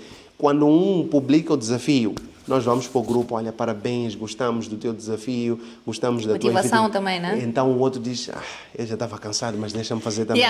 Deixa-me fazer também. Então é mesmo a ideia do E as correntes positivas, eu acho que se agarram, eu sei que normalmente nós estamos habituados, notícias é tudo negativo, tudo é negativo, mas eu acho que as correntes positivas têm tanto impacto, porque nós estamos todos com sede disso, né? Exatamente. Então ter este tipo de grupo e este tipo de suporte faz muita diferença. Faz muita diferença. E veja que fizemos o ginásio da comunicação em dezembro do ano passado, já lançamos o ginásio de leitura, porque daqui havia pessoas que, olha, comunicação eu já estou bem, mas eu não estou a conseguir ler com frequência. E uma das coisas que nós fazemos dentro do ginásio é pedir às pessoas, leiam, aproveitem pelo menos ao longo dos 21 dias. Então há quem dizia, olha, 21 dias, já terminei de ler, já terminou o desafio, mas agora que o desafio terminou, tenho medo de ficar de fora, tenho medo de perder o hábito. Então criamos ali um espaço que é um clube de leitura onde as pessoas também... Eu tenho pessoas a dizer, eu nunca tinha lido um livro de ponta a ponta na vida, agora já estou no terceiro. Terceiro livro de ponta a ponta. Para quem diz, olha, eu lia, mas lia 5 páginas, cansava. 5 páginas, cansava. Ok, vamos lá ver bem. Como é que estás a escolher o livro? Em que momento estás a ler? Vamos partilhando estas dicas e criar este impacto. E diz-me uma coisa, falaste agora, falando destas correntes e disto, de coisas que se seguem, influencers, como é que tu vês a comunicação? Eu sei que há muitos no mercado, mas como é que tu vês a comunicação, a oratória, todas estas coisas dos nossos influencers? Como é que tu achas que um curso para eles, não sei, fala-me um bocadinho. Ok, Arafat cancelado em 3, 2, 1. Polêmicas. Eu não gosto de polêmicas, mas acho que eu já falei muito sobre este assunto com os meus botões, que vai ser a primeira vez que eu vou dizer isto em público. Eu tenho esta dor, não são todos, mas vejo muitos dos influenciadores em Moçambique com sérios problemas de comunicação. E quando eu digo sérios, quer dizer problemas de base. Por que isto para mim é sério? Porque você diz que é influenciador. E eu, se sou influenciado por si, nem sempre consigo saber qual das influências que vêm de si é positiva. Eu vou assumir que, olha, fulano, ele fala sobre finanças, eu gosto, Mas ele fala de um jeito, também gosto, vou falar igual. Agora, o jeito dele de falar está certo. Eu lembro-me da altura que se pensava televisão, mais do que informar, está para formar. Eu sou da altura, olha eu de novo a fingir que sou muito velho, eu sou da altura em que nós dizíamos assim, não, mas tu disseste, ele pediu o... Sim, mas eu vi aquela senhora na televisão a dizer, é a senhora da televisão, então deve estar certo. Ou seja, para nós era assim, era automático. Disse na televisão, ninguém vai deixar alguém dizer na televisão uma coisa que não está correta, porque entendíamos que havia ali um escrutínio, havia um rigor para garantir que a informação que passa do lado de lá para cá era uma informação correta, é uma informação... É a versão moderna de o que se está no Google está certo. Exatamente, exatamente. Eu vejo os influenciadores, eles fazem o seu trabalho, é para rir, é para ensinar, tudo bem, mas acho que esta questão é uma questão que podia melhorar muito. E vou dizer até, talvez em termos que eles gostam de ouvir, vocês estão a perder muito dinheiro por causa disso. Porque existem pessoas que não compram o vosso conteúdo, não consomem o vosso conteúdo, não vos seguem, justamente pela maneira como vocês falam. Eles até querem aprender o que vocês têm para ensinar. Mas pensem comigo, se eu for dizer, eu estava aqui a vir no meu carro, eu até tenho que fazer esforço para dizer isso. A maneira como você pronuncia as palavras determina se eu vou ou não ficar feliz em te ouvir. E as próprias marcas só fazem contrato com aquilo que é a representação do nível de qualidade e exigência. Exatamente. Exatamente. Então nós nos vemos nesta situação. Por que dói-me isto? Porque eu já fiz um trabalho de pegar assim os meus colegas, vamos lá fazer uma lista de influenciadores. Não vamos dizer a eles que eles estão-se a comunicar mal. Olha, parabéns, gosto muito do teu trabalho, inclusive tenho visto que está a gerar um impacto muito grande e algumas coisas que eu notei que se nós conseguirmos melhorar podem maximizar ainda mais o impacto que estás a gerar. Se tiveres interesse em conversar, podemos trabalhar neste assunto. Obrigado, Arafat, neste momento não preciso. Obrigado, Arafat, eu na verdade já fiz uma formação de oratória. Olha, se você fez a formação de oratória, a formação deve ter ido passar férias.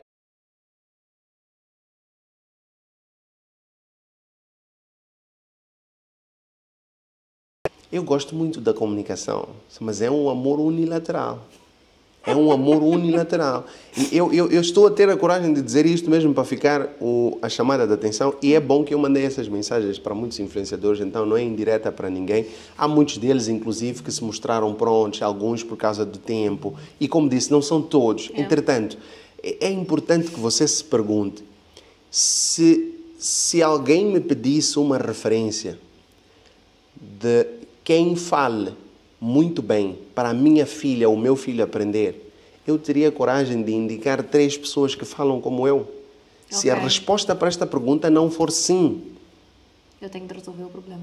E inclusive eu tenho uma turma do curso aberta. Podem se inscrever. Fica a dica. Já estamos quase a terminar, mas diz-me uma coisa. Eu vi um post que tu fizeste que diz: queres ser como o Arafat, então começa a ser como o Arafat. É o tal post que... O que é que tu quis? Explica este, porque eu acho, seja, às vezes as mensagens, claro que tu podes dizer assim, para quem eu comuniquei percebeu. Percebeu, sim. Mastiga lá um bocadinho este. Queres ser como o Arafat? Então começa sendo como o Arafat. O Arafat começou fazendo esforço. O Arafat começou fazendo investimento. O Arafat precisou de pacientar por mais de uma década para hoje... Exatamente. Até 3, 4 anos. Arafat quem? De onde? Não sei, não percebi. E nós temos esperança que as coisas cresçam ou melhorem cada vez mais. Até lá, estamos a continuar a trabalhar. Para nós conseguirmos ver o resultado. É a mesma história da ponta do iceberg. Para chegar ali, há uma base que foi criada. Então, nós hoje estamos naquela fase, como dizíamos, de se está no Google é verdade, qualquer coisa ChatGPT. O ChatGPT, ele pode, sim, escrever um texto para mim. Ele pode escrever uma palestra para mim. Mas eu preciso de fazer jus ao fato de eu ser humano e ser exatamente eu quem desenhou ou inventou o ChatGPT. Não posso eu virar escravo de uma máquina ou de um sistema para fazer coisas que não era suposto eu precisar. Olha, as calculadoras elas estão lá, mas era suposto nós começarmos a precisar delas quando tivéssemos contas muito mais complexas, quando já começássemos a ter dificuldades da nossa memória. Agora, eu com 10 anos, para calcular 10 vezes 5, tenho que pegar no telefone. É Hoje em problemático. dia, infelizmente, Exatamente. Então, o que eu quero transmitir com isto é possível ter os resultados, mas é importante também estar preparado para fazer o esforço associado a isto. Porque as pessoas pensam muito em fórmulas mágicas. E eu sempre digo às pessoas, não tenho fórmula mágica para absolutamente nada. A única maneira que eu conheço de nós melhorarmos a maneira como nós nos comunicamos é trabalhando duro. E dói. Dói. Eu disse há pouco, apareceu alguém que me veio elogiar porque, apesar dele não falar português, estava a conseguir perceber o que eu estava a dizer. Quando eu tinha de repetir aqueles trava-línguas naquela altura, colocar um espelho e começar a dizer eu não quero, aquilo era... Devem estar a brincar comigo. Parece um palhacinho, não? Exatamente. Eu perguntava, mas pessoas grandes assim a me dar exercícios para eu ficar a fazer caretas em frente ao espelho. Sim, porque naquela altura eu não entendia. Entretanto, graças a Deus, apesar de não entender, não deixei de fazer o que devia ser feito. A questão é esta. Se você quer chegar onde o Arafat ou qualquer outro profissional chegou, é preciso também estar disposto a fazer o que este profissional fez. Agora, de novo, há uma vantagem. O Arafat levou 10, 15 anos, porque há coisas que ao longo destes 10 anos não estavam disponíveis, mas que hoje estão. Eu não tive nenhum livro de nenhum escritor moçambicano a falar de oratória na minha vez. Aliás, na realidade, porque eu foco nisso, um escritor moçambicano, porque tem brasileiros, tem que tudo. Falam, sim, mas o contexto é diferente. A nossa realidade é diferente. Então, se hoje eu tenho um livro do Arafat ou de qualquer que seja outro autor, eu não preciso de ficar à espera de 15 anos para também ter os mesmos resultados. Hoje, o trabalho foi facilitado. Eu precisava de esperar uma semana para chegar à rádio e encontrar um texto com trava-línguas, porque não tinha acesso à internet. Hoje, eu consigo entrar no próprio perfil, já nem precisa ir ao Google, no perfil do Arafat tem lá as ferramentas todas, no livro do Arafat tem as ferramentas todas, no YouTube existem vídeos de dezenas de pessoas, é só escolher com quem eu quero aprender, desde, de novo, que esta pessoa fale como eu acho que gostaria de falar. Porque, de novo, estamos aqui com uma febre de pessoas que, quando não sabem, decidem ensinar. Não é suposto que assim seja. Eu primeiro devo aprender, eu primeiro devo dominar, para só depois passar às outras pessoas. Então, fazer o trabalho de identificar. Eu sempre digo, quero melhorar a maneira como se comunica.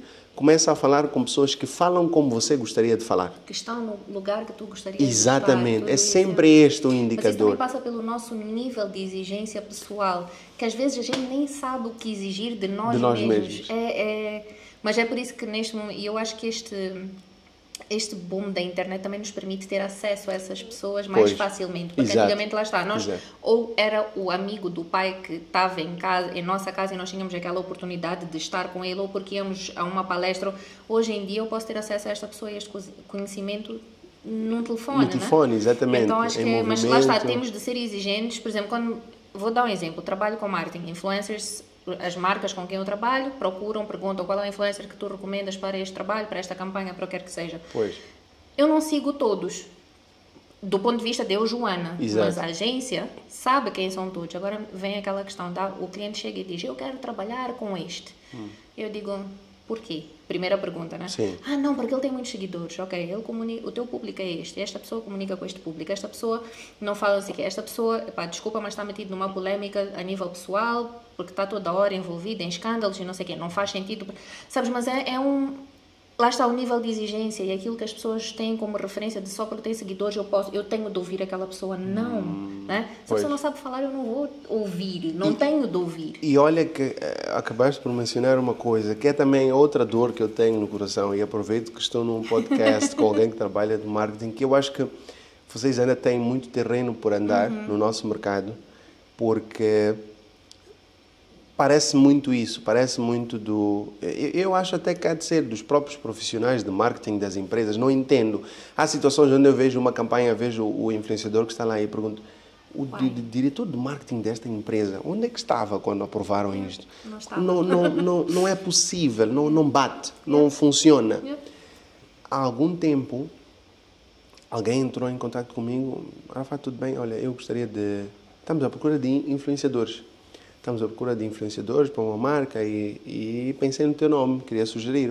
Olha, tudo bem, eu raramente faço, mas não estou fechado a isso. Mas provavelmente, por causa da minha linhagem, acho que ainda não é muito atrativo para muitas das marcas que nós temos aqui. Entretanto, é tranquilo. Tudo bem, faz aí um portfólio, mandas com os teus números e tudo o resto.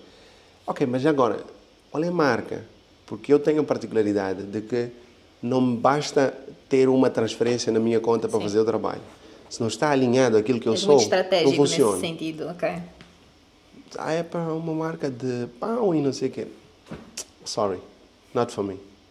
Porquê? Olha, eu sou uma pessoa que gosta de ser muito coerente. Daqui a pouco eu vou voltar ao ginásio. E a primeira coisa que me vão proibir de comer é pão. E eu não vou ter coragem de tirar uma foto com um pão. Como este pão, quando eu sei que não faz parte da minha dieta. Então, não resolve. Se me trouxeres alguma marca que trabalha com alguma coisa muito associada àquilo que eu já faço, é muito mais fácil. Porque eu não tenho que forçar nada. Uma livraria. Exatamente. Pronto, eu já trabalho, por exemplo, até dei este exemplo, eu já trabalho com uma livraria. Mas o que eu sinto é que, tanto da parte das marcas, há pouco rigor em relação a isso, mas também da parte dos influenciadores. Porque olha, se é dinheiro, nós estamos lá, o resto depois a gente vê. O Ayaz geralmente até utiliza o termo prostituição digital.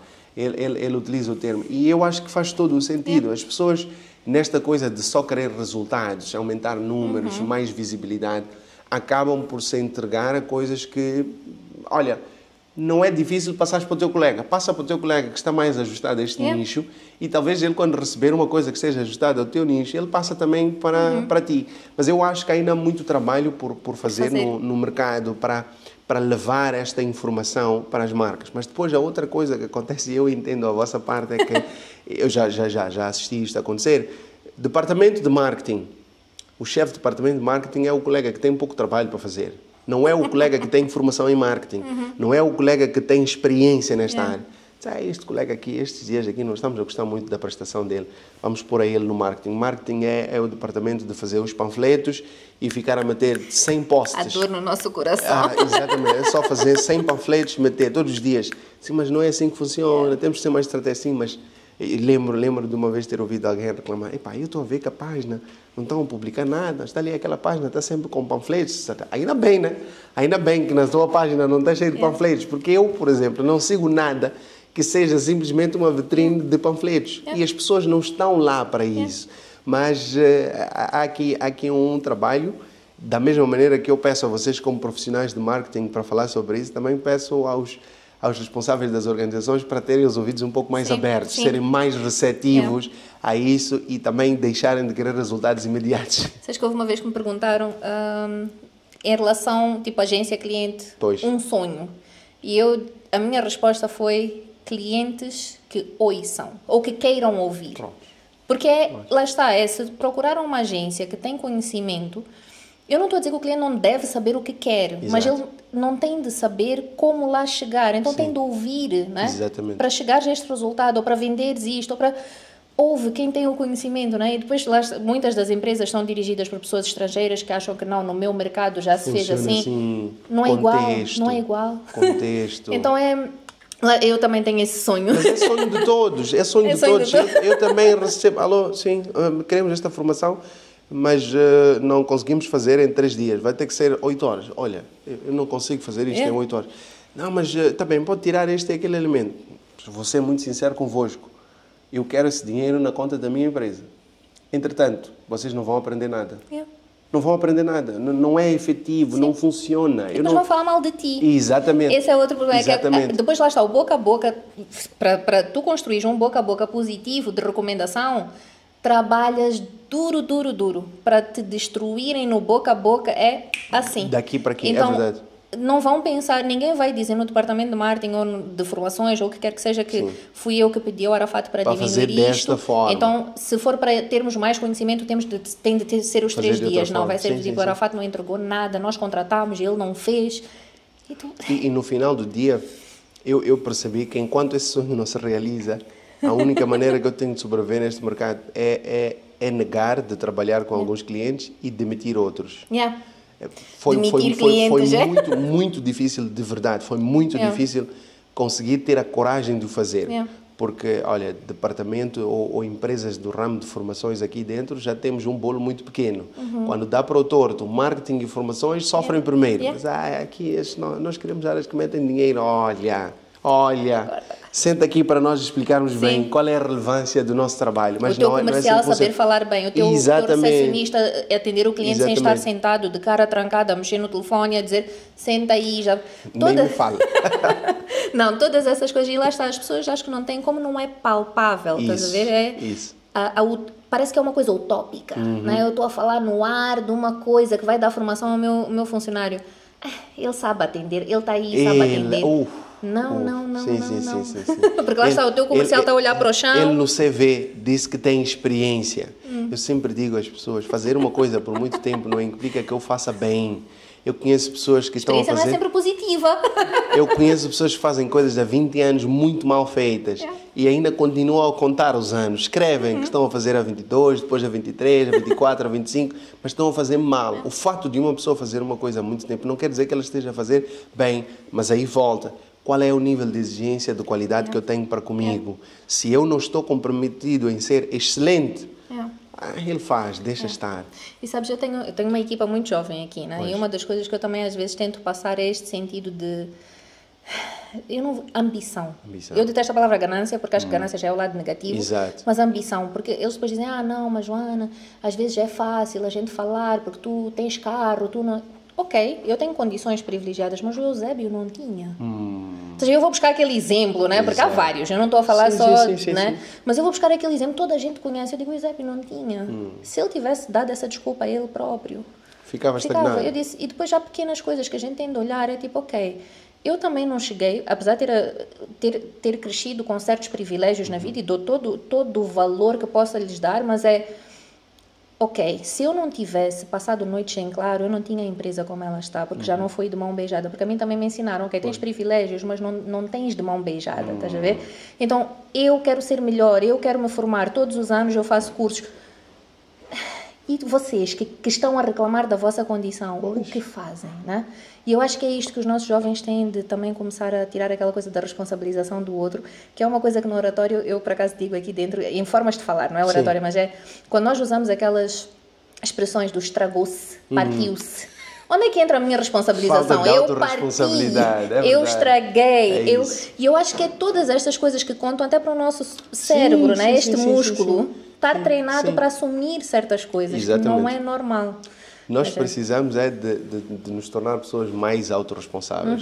Para teres noção, todos os indivíduos que entram no meu curso de oratória neste momento, é obrigatório lerem o livro O Poder da Autorresponsabilidade. Ok. Uau! Olha, não tem nada a ver com oratória, mas tem que ver com como cada um conduz a sua vida. E eles entram lá, olha, tem que ler este livro, porque ao final do dia é a única maneira que as pessoas têm de entender que o resultado que têm na vida depende somente delas. Ok. É simplesmente delas. É verdade.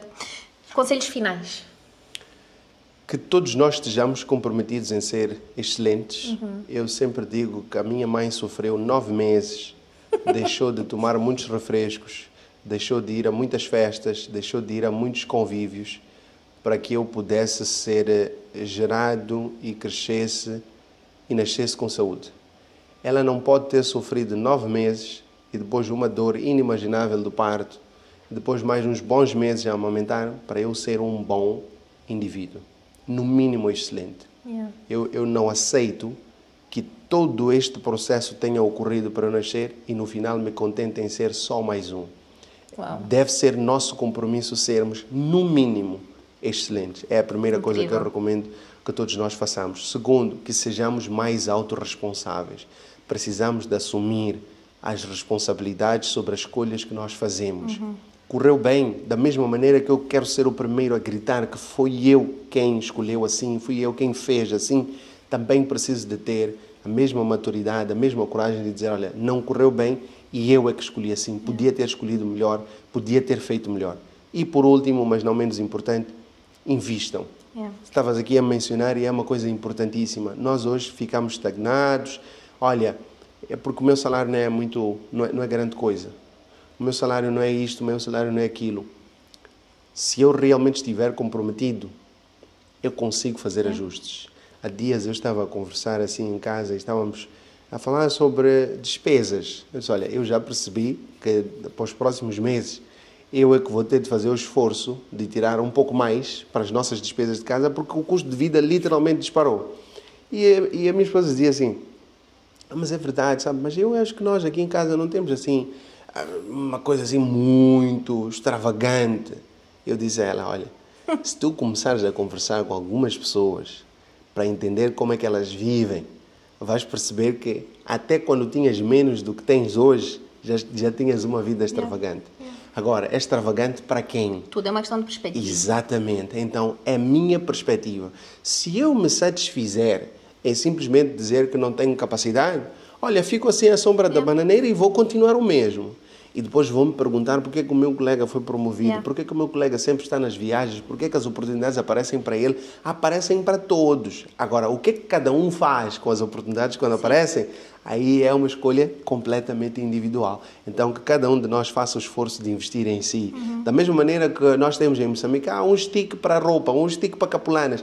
Vamos começar a fazer sticks para comprar livros. Vamos começar a fazer sticks para ir participar de uma formação, ir participar de uma palestra, ir a um treinamento na África do Sul, no Brasil, onde quer que seja.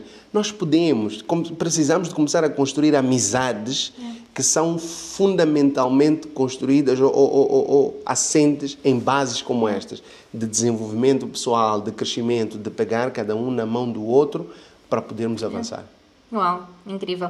Só pegar isso que tu disseste agora em 2 pontos. Às vezes também, por exemplo, eu dou formação em certos programas, sou mentora Business Advisor, pronto, para projetos de incubação que estão a começar e falo da parte toda do que estás a fazer, traçamos metas, pronto, são programas que já existem e que eu sou convidada para fazer. E houve um rapaz que depois do programa me ligou. Disse, Joana, eu sei que já passou um mês, tu já não estás a dar a formação, mas tens meia hora para sentar comigo. Disse, claro, jovens que te procuram, estás a ver? Why not? Estás a ver? Sure. Eu disse, ok, olha, precisa de ser esta semana. Ele, sim. Eu disse, esta semana eu estou a 1000, mas ok, das 11 às 11h30 eu tenho aqui meia hora para ti. Se virmos que é preciso, depois a gente organiza. Queres que seja online ou presencial? Ele não, preferia que fosse presencial. Eu disse, ok, mandei-lhe a morada do office, disse tudo. 11h05, 11h10, 11h15, 11h17, toca a campainha. E eu pensei, eu dei-lhe meia hora. Normalmente, se for uma entrevista de emprego, isso eu não aceito. Exato. Pronto, porque aí estás-me a mostrar logo a partida que o teu sentido de responsabilidade e compromisso, não é? Mas ok. Exato. Ele chegou e disse, desculpa, tive um pequeno problema de transporte. Eu disse, ok, mas da próxima peço que avises. Só para eu, né, poder adiantar outras coisas ou gerir outras coisas enquanto não vejo. Acho que é um respeito pelo tempo, né? Exato. Ele disse, ok, então podemos sentar. Eu disse, sim. Eu disse, olha, mas tens 13 minutos. Ele, como assim? Não tínhamos falado de meia hora? Eu disse, sim, começava às 11. E ele ficou a olhar para mim com uma cara de que, desculpa, não estou-te a entender. Estás a ver? E eu disse, mas espera, tu atrasas. Eu disse que eu estava com a semana apertada. Tu é que tens o interesse. Sou eu que tenho de te dar mais tempo. Então ele percebeu isso. Pediu, passado umas 2 semanas para voltar para ver se o que ele tinha feito tinha resultado. Ele chegou 10 minutos mais cedo. Só que isto também vem de uma parte de ensinamento nosso. Porque se nós assumimos que não é normal a gente atrasar, sim. Aqui toda a gente atrasa. Exatamente. Estás a ver? Qual é o sentido? Então eu acho que este moldar, né, as mentalidades também faz muito parte do nosso trabalho. Pois. Né? Depois, há uma história, só para fechar, que é de uma multinacional, uma empresa gigantesca. E no Brasil, o diretor deles falou disso numa palestra. E ele disse assim, eu tinha 2 funcionários. E um deles veio sentar comigo e disse, eu vejo que os meus colegas são promovidos, aquilo que tu estavas a falar, e eu estou sempre no mesmo cargo, estou sempre no mesmo papel, e não há crescimento, e não há perspectivas. Aquela reclamação. Ele disse, ok, vamos fazer assim. Estão aqui X reais, podes me comprar banana. Tinha uma banquinha, aqueles sítios onde vendem na rua. Pronto, os nossos chovas, aqui a realidade deles era outra coisa. Ele vai lá comprar banana. E ele foi, passado um bocado de volta. Está aqui o dinheiro, não tinha banana. E ele, ok, senta. Chama um outro funcionário que tinha progredido dentro da empresa. Disse, podes me comprar umas bananas, por favor? Ele, ok. Desceu, voltou, disse, olha, o senhor hoje não tem banana, mas ele tem isto. E ele diz que amanhã vai ter bananas ou consegue ter daqui a umas horas, talvez. Preferes esperar pela banana ou queres alguma das frutas que está lá em baixo? Eu falo dessa história, fica arrepiada, mas Lá está, às vezes a gente não tem, porque isto é aquela caixa, foi o que me pediram, Exatamente. e o extra, e o mais, e a excelência que tu falas, vem disto, né? Vem de se eu estou a aprender, se eu quero evoluir, por que não? Porque lá está, quem está dentro de uma empresa, os gestores da empresa, veem essas coisas, veem quem se esforça, quem faz o extra, quem faz o básico bem feito, quem se preocupa em crescer. Então essa pessoa é muito mais facilmente reconhecida, promovida, aumentos de salário, tudo isso. Eu lembro de uma vez ter visto uma frase, esqueço-me agora de quem é o autor. O homem que faz mais do que aquilo pelo que é pago, facilmente é pago por muito mais do que aquilo que ele faz. Um homem que faz mais do que aquilo pelo que é pago, facilmente é pago por muito mais do que aquilo que ele faz. E aí está o grande ponto. E não é preciso dizermos mais nada. Bom, como eu te tinha explicado, nós fechamos todos os nossos episódios com um jogo, ok? E o jogo eu vou te dizer uma palavra, uma coisa, ok? E tu tens de responder a primeira coisa que te aparecer à mente. Podes justificar se quiseres, não há tipo só uma palavra, não. Diz o que quiseres, ok? Let's go. Um projeto. Estudante bom de lata.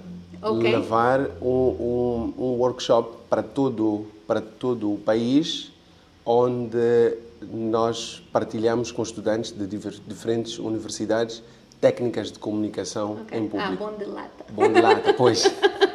Ok. Um reconhecimento. Saber que o trabalho que estou a fazer está a gerar resultados positivos na vida das pessoas. Ok. Um arrependimento. Não ter aprendido mais cedo a gerir o meu dinheiro. Uau. Ok. Um palco. O palco de Portugal para onde eu vou daqui a alguns dias. Um sonho. Viajar o mundo todo a falar sobre Deus. Uau, ok. Isto é difícil porque há pessoas que têm... Esta pergunta eu vou tentar explicar de outra forma, porque normalmente há pessoas que têm 2 nomes ou são conhecidas por coisas diferentes. O que o Arafat de Gaza diria ao Arafat da oratória? O que o Arafat de... Uau! Ele certamente pediria para o Arafat da oratória nunca perder a sua essência. Não esquecer de onde ele vem e daquilo que ele é feito. Ok. E o que o Arafat da oratória diria ao Arafat de Gaza?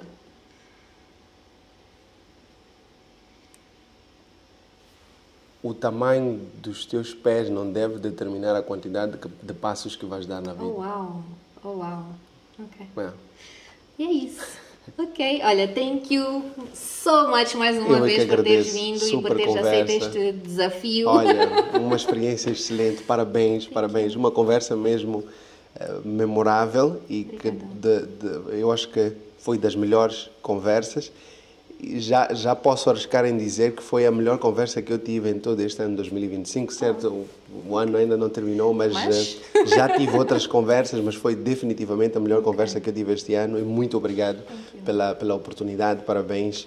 Eu sempre tive o sonho, enquanto subia assim aqui para o estúdio, sempre tive o sonho de ter o meu escritório com esta configuração, com a configuração de as pessoas trabalharem muito à vontade, de explorarem o seu lado mais criativo, de não terem de fazer tudo assim dentro dos quadradinhos.